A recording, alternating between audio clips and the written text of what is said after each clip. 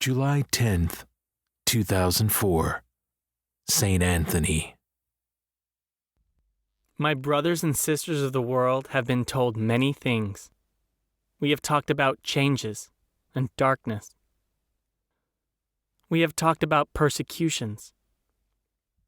We have talked about love and peace and prayer. Today I wish to talk about death.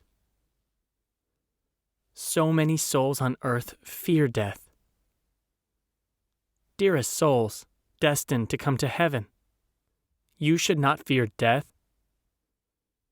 It is only through the death of your body that your soul can come truly alive. This is something to be anticipated with joy, not fear. Consider a child in the womb. Would that child be correct in remaining in the womb because he feared life? You laugh at such a notion, yet this is the very same as your fearing death. He would fear life, perhaps, because it would be a change for him. And you fear death because it will be a change for you. But as you would tell the infant that life is wonderful, I am telling you that heaven is wonderful.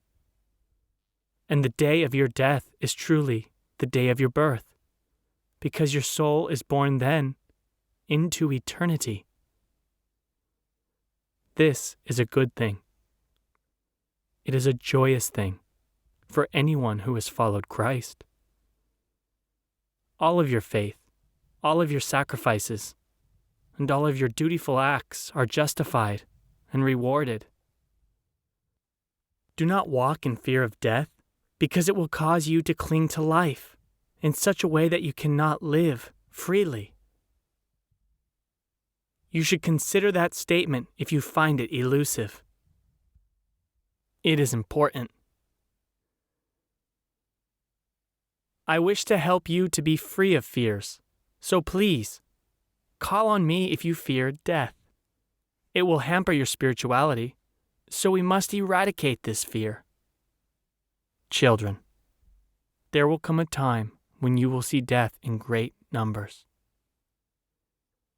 Some societies, those who have suffered famine or war, have had this experience.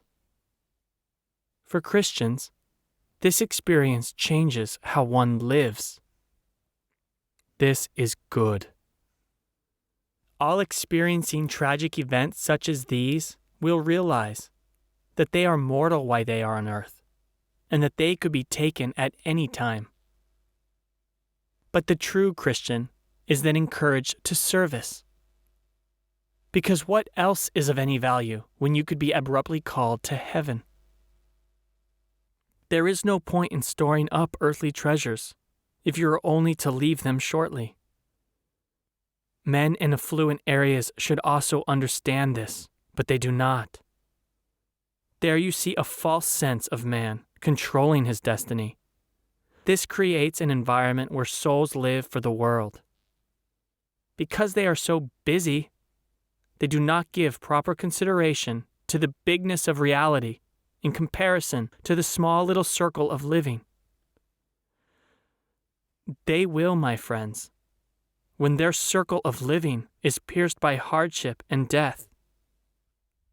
I do not say this in gladness. Believe me, please. I say this in solemnity.